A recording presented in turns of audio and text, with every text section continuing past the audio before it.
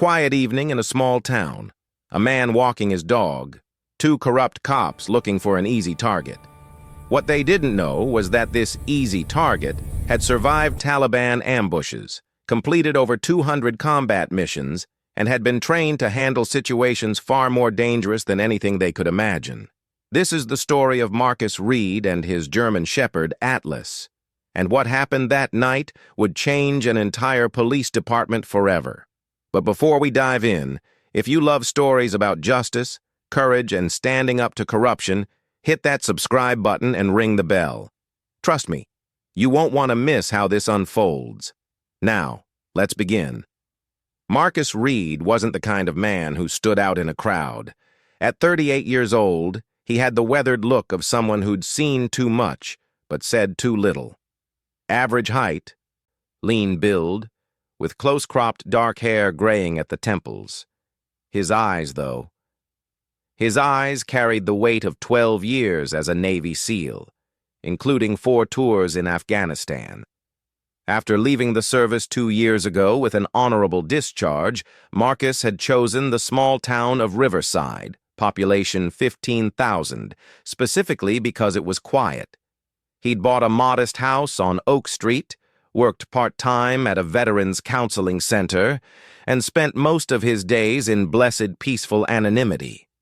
His only constant companion was Atlas, a 3-year-old German shepherd he'd adopted from a military dog program. Atlas had washed out of explosive detection training not because he lacked ability, but because he was too gentle, too trusting. Marcus had seen something of himself in that dog, something that needed healing. They were both trying to find peace. The town of Riverside seemed perfect for that.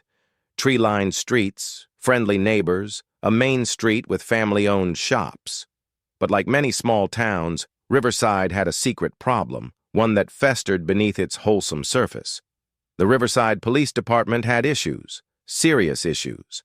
At the center of those issues were officers Derek Connolly and his partner Jake Matthews. Connolly, 34, was a bull of a man, 6'2", 240 pounds, with a crew cut and a permanent sneer. He'd been on the force for 8 years and had racked up 23 civilian complaints, all mysteriously dismissed. Matthews, younger at 28, was leaner but meaner, with cold blue eyes and a reputation for finding drugs during questionable searches. Together, they ran a profitable side operation, shaking down residents, planting evidence, and taking bribes from local drug dealers in exchange for protection. They targeted people they thought couldn't fight back, people without connections or resources. They were bullies with badges. And on that cool September evening, as the sun dipped below the horizon, they were looking for someone to mess with. Marcus had established a routine over the past 2 years. Every evening at 7 p.m., he'd leash up Atlas and walk the same 3-mile loop through Riverside, past the library, through Riverside Park, down Main Street, and back home. It was predictable, meditative, calming. Atlas loved it too, his tail wagging as they walked, occasionally stopping to sniff a tree or greet a neighbor's dog. That Tuesday evening started like any other. Marcus was wearing his usual, jeans, a gray hoodie, and worn sneakers. Nothing flashy, nothing that drew attention. They'd just entered the park when Marcus noticed the patrol car crawling slowly beside them. He didn't think much of it at first.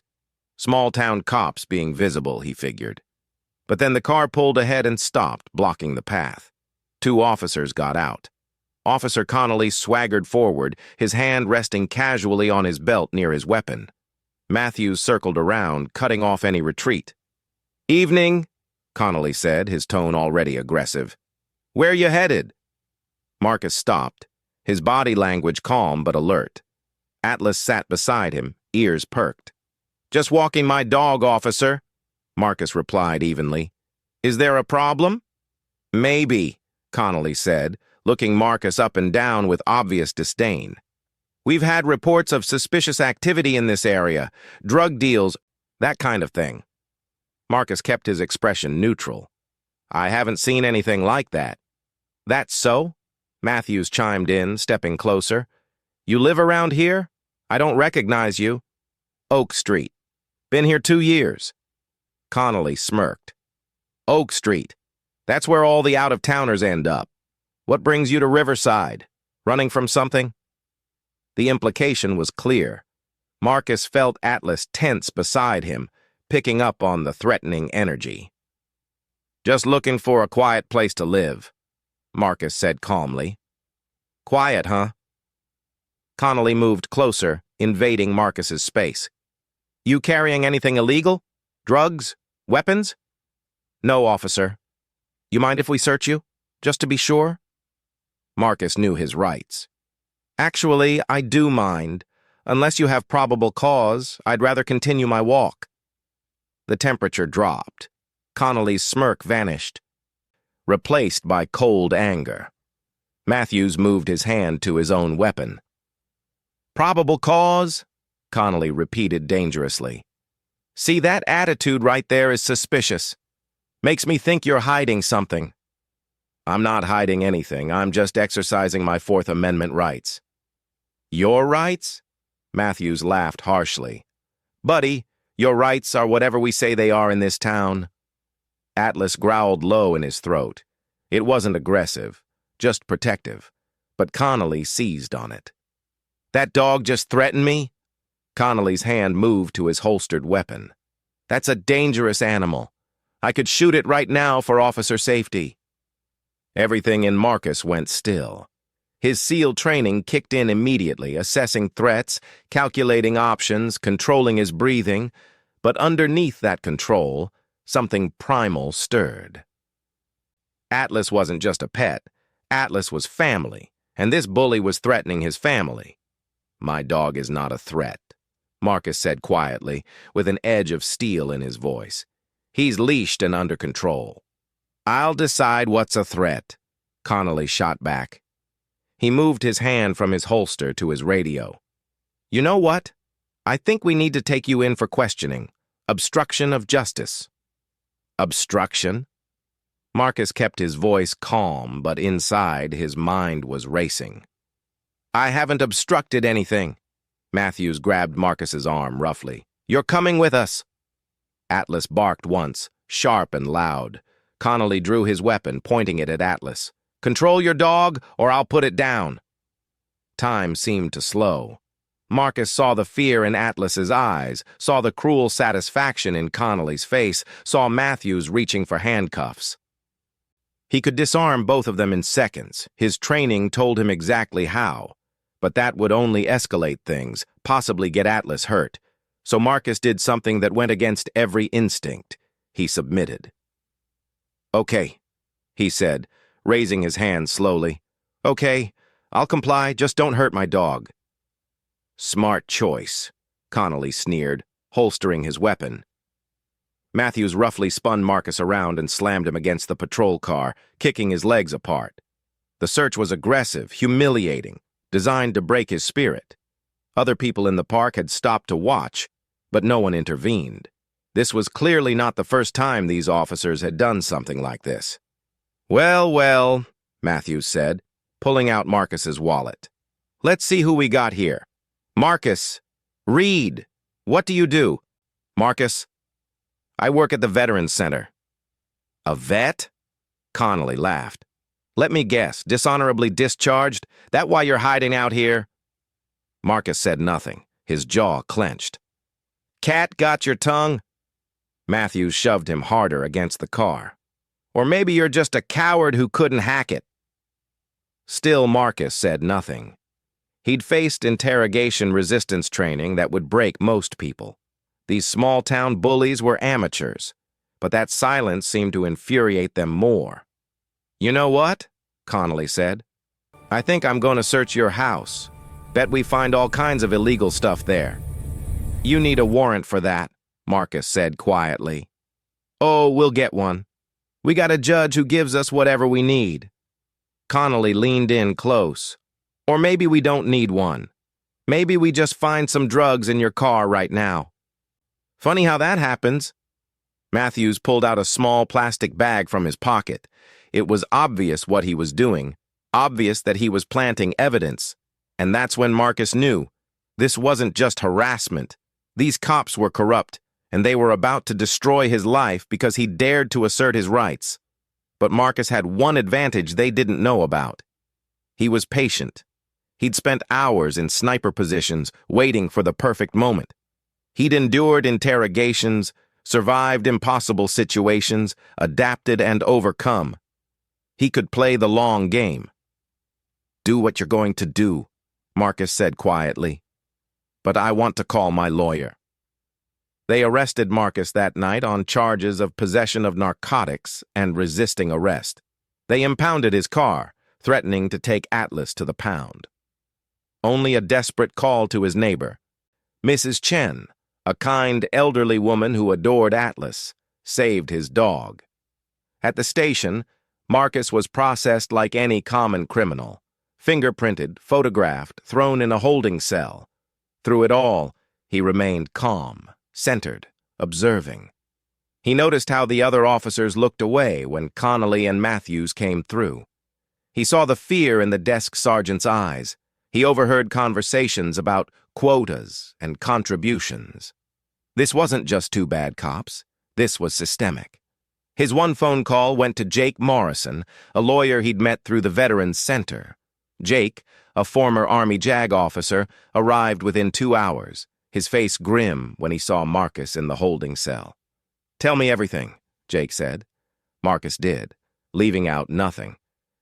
Jake's expression grew darker with each detail. "Marcus, they planted drugs on you?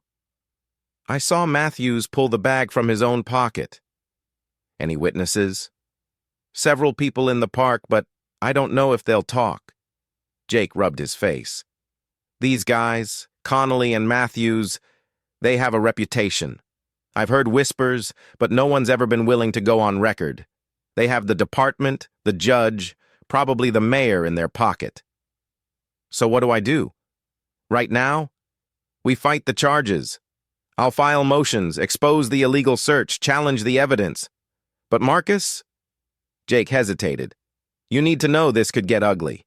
These guys don't like being challenged. They threatened my dog, Jake. They humiliated me. They're planning to destroy my life because I knew my rights." Marcus's voice was still calm, but there was granite underneath. "I'm not running. I've faced worse than 2 corrupt cops." Jake studied him, seeing something in Marcus's eyes that gave him pause. "Just remember, this is a legal battle, not a combat zone." "I know the difference." Marcus made bail the next morning, thanks to Jake's efforts and his own clean record. He returned home to find Atlas going crazy with joy, and Mrs. Chen looking worried. "Those policemen came by last night," she said in her accented English. "Wanted to search your house. I told them you not home and they need paper. They very angry." "Thank you, Mrs. Chen, for everything." She patted his hand. "You good man, Marcus. Everyone in neighborhood know this. Those police, they bad men. Everybody's scared of them." Over the next few days, Marcus did something these corrupt cops didn't expect. He fought back smart. He filed formal complaints with the police department, the mayor's office, and the state police. He documented everything, every interaction, every threat. Jake filed motions challenging every aspect of the arrest. But more importantly, Marcus started quietly talking to people in the community. He discovered he wasn't alone. Over the past 3 years, Connolly and Matthews had terrorized dozens of residents. A single mother who'd been threatened after rejecting Connolly's advances. A shop owner forced to pay protection money. A teenager beaten for disrespecting Matthews. An immigrant family whose savings were stolen during an investigation. Every victim was scared. Every victim was isolated. Every victim thought they were alone. Marcus began to change that. 3 weeks after his arrest, Marcus was walking Atlas again. This time with a body camera clearly visible on his chest. He'd learned that lesson. Document everything. Connolly and Matthews pulled up beside him again. This time, they weren't even pretending to be professional. "Still here?" Connolly said, getting out of the car. "Thought you'd have run off by now." "I don't run," Marcus said simply. "That camera's not going to save you," Matthews added. "Technology fails all the time, especially when evidence needs to disappear." "Is that a threat, officer?" "Take it however you want." Connolly stepped closer. "You're making a lot of noise, Marcus. Filing complaints, talking to people. That's not healthy in a small town." "I'm just exercising my rights as a citizen." "Your rights?" Connolly laughed. "You know what your problem is? You think you're special. You think that military background makes you tough." Marcus said nothing. "We checked you out," Matthews added. "Navy SEAL, huh? 12 years, 4 tours. Bet you thought you were a real hero." For the first time, Marcus showed a reaction. His eyes narrowed slightly. "But you know what?" Connolly leaned in. "You're not in Afghanistan anymore. You're in our town. And here we're in charge." "Are you?" Marcus asked quietly. Something in his tone made both officers pause. There was no fear there, no intimidation, just a calm, quiet confidence that was somehow more unsettling than any threat. "We run this town," Matthews insisted, but he sounded less certain. "No," Marcus said softly. "You bully people who can't fight back. That's not running anything. That's just being a coward with a badge." Connolly's face went red. "What did you call me?" "You heard me." The tension ratcheted up instantly. Connolly's hand moved to his weapon. Matthews circled around. Atlas moved closer to Marcus, protective but not aggressive. "You just threatened a police officer," Connolly said. "I stated a fact. There's a difference. Get on the ground! Now!" Marcus didn't move. He stood there, calm as stone, his eyes locked on Connolly. And in that moment, something shifted. Connolly could feel it, the absolute certainty that if this escalated, if he drew his weapon, something very bad was going to happen. Because Marcus wasn't some scared civilian. Marcus was a man trained to handle threats far more dangerous than 2 corrupt cops. And that realization finally penetrated Connolly's bully mindset. "That's what I thought," Marcus said quietly. "You're brave when you're picking on people who can't defend themselves, but you're not so brave now, are you?" Before either officer could respond, another car pulled up. It was Jake Morrison, along with 2 people Marcus hadn't expected, FBI Special Agent Sarah Chen and a man in a state police uniform. "Officers Connolly and Matthews," Agent Chen said, stepping out with her badge visible. "I'm going to need you to step away from Mr. Reed." Connolly's face went pale. "FBI? What's this about?" "We've been investigating corruption in the Riverside Police Department for the past 6 months," Agent Chen said calmly. "Mr. Reed's complaints, along with evidence from several other victims, gave us probable cause to expand that investigation. We've been monitoring your activities." "This is harassment," Matthews sputtered. "No, officer. What you did to Mr. Reed and dozens of other citizens is harassment. What we're doing is called law enforcement." She turned to the state police officer. "Captain Reynolds, please take these men into custody." The next few weeks were a whirlwind. The FBI investigation uncovered everything. Planted evidence, falsified reports, stolen money, protection rackets, brutality complaints covered up by sympathetic superiors. Connolly and Matthews were just the tip of the iceberg. The police chief, a deputy mayor, and a local judge were all implicated. The corruption had infected multiple levels of Riverside's government. But the case that brought it all crashing down was Marcus Reed's. Because unlike previous victims, Marcus had fought back. He documented everything, built a case, connected with other victims, and refused to be intimidated. And because of his SEAL background, his claims carried weight. The military brass took notice. The media took notice. What might have been buried as just another complaint became a national story about corruption, abuse of power, and one man's refusal to back down. 3 months later, Marcus stood in the packed Riverside Town Hall for a community meeting. Agent Chen was presenting the findings of the FBI investigation. Connolly and Matthews had been arrested, facing dozens of federal charges. The police chief had resigned. Reforms were being implemented. But more importantly, the community had found its voice. One by one, victims stood up to tell their stories.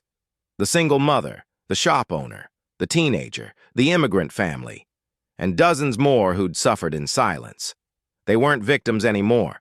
They were survivors, standing up because one quiet man with a German shepherd had shown them it was possible. After the meeting, a crowd gathered around Marcus. People thanked him, shook his hand, some even cried. Mrs. Chen brought him homemade dumplings. The shop owner offered him free coffee for life. Parents introduced their children, wanting them to meet a real hero. Marcus was overwhelmed by it all. He'd never sought attention, never wanted to be called a hero. He'd just been a man trying to protect his dog and his dignity. But Jake pulled him aside, smiling broadly. "You did it, Marcus. You took down a corrupt system." "I just stood up for myself," Marcus said. "That's all it takes sometimes. One person refusing to back down." Jake clapped him on the shoulder. "That's what heroes do." As the crowd eventually dispersed, Marcus walked home with Atlas, the evening sun casting long shadows across the quiet streets. Riverside felt different now, lighter somehow, like a weight had been lifted. He thought about what Jake had said. Hero. He'd heard that word before, usually applied to men who died doing something brave. Marcus had never felt like a hero. He'd done his job, survived, and come home broken in ways no one could see. But maybe heroism wasn't about grand gestures or dramatic sacrifices. Maybe it was about standing up when it would be easier to back down, about protecting others even when you were afraid, about refusing to let bullies win. When he got home, Marcus sat on his porch with Atlas sprawled at his feet. His phone had dozens of messages, reporters requesting interviews, magazines wanting his story. He'd ignore most of them. But there was one message that made him smile. It was from Captain Sarah Rodriguez, his former SEAL team commander. "Heard about what you did in Riverside. Proud of you, brother. You took the skills we taught you and used them to protect your community. That's what it's all about. That's what makes you one of us. Semper Fi." Marcus scratched Atlas behind the ears, the dog's tail thumping contentedly. "We did good, buddy," he said softly. "We did good." Atlas looked up at him with those trusting brown eyes, and Marcus realized something profound. He'd come to Riverside looking for peace, looking to escape the warrior he'd been. But maybe peace wasn't about running from who you were. Maybe it was about using your strength to protect those who couldn't protect themselves. He wasn't running anymore. He wasn't hiding. He was exactly where he needed to be. A week later, the town council held a special session. They wanted to honor Marcus for his courage, to give him a commendation, maybe even name a street after him. Marcus politely declined the street naming but accepted a simple plaque that read, "To Marcus Reed, who reminded us that courage isn't the absence of fear, but the refusal to let fear stop you from doing what's right." At the ceremony, the newly appointed police chief, a woman brought in from outside to clean up the department, asked Marcus if he'd ever considered joining law enforcement. "We need good people," she said. "People who understand what it means to serve and protect for real." Marcus considered it for a long moment. Then he smiled. "I think I'm doing more good at the Veterans Center, helping people find their way back. But I'll always be here if the community needs me." "That's all we can ask," she said. As Marcus left the ceremony, a young man approached him nervously. He couldn't have been more than 19, skinny and scared-looking. "Mr. Reed, I'm Tyler. I was the teenager that Matthews beat up last year. I never told anyone because I was scared." He took a deep breath. "But I saw what you did, how you stood up to them. And I testified to the FBI. I told them everything. Because of you, I found my courage. Marcus shook his hand. You always had courage, Tyler. You just needed to know you weren't alone. Thank you, Tyler said, tears in his eyes.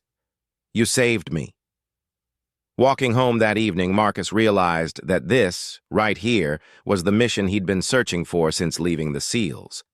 Not grand operations or dangerous missions, but simple human connection, helping people find their strength, standing up for what's right. He'd been trained to be a warrior, but he'd become something more important, a protector of his community, a voice for the voiceless, and a reminder that one person really can make a difference. Closing, 40. 6 months later, Riverside had transformed. The corrupt officers were in prison. The police department had been reformed with oversight and accountability. Victims had been compensated. Trust was slowly being rebuilt. And Marcus? He was still just a quiet man walking his German Shepherd every evening at 7 p.m. But now, people waved as he passed. Children asked to pet Atlas. Neighbors invited him to barbecues. He'd found what he'd been looking for all along. Not just peace, but purpose. Not just survival, but a life worth living.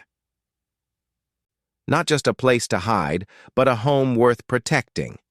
Because sometimes a hero isn't someone who wears a cape or seeks glory.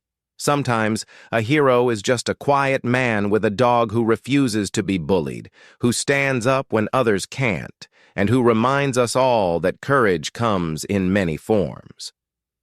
Marcus Reed had been a Navy SEAL, had survived wars and witnessed horrors. But his greatest battle and his greatest victory came in a small town where he simply refused to let bad people win. And that made all the difference. If this story moved you, hit that like button and share it with someone who needs to hear that they're not alone. That one person can make a difference, and that standing up for what's right always matters. Subscribe for more true stories of courage, justice, and ordinary people doing extraordinary things. And remember, you have more power than you think. Never let anyone convince you otherwise. Stay strong, stay courageous, and never stop fighting for what's right.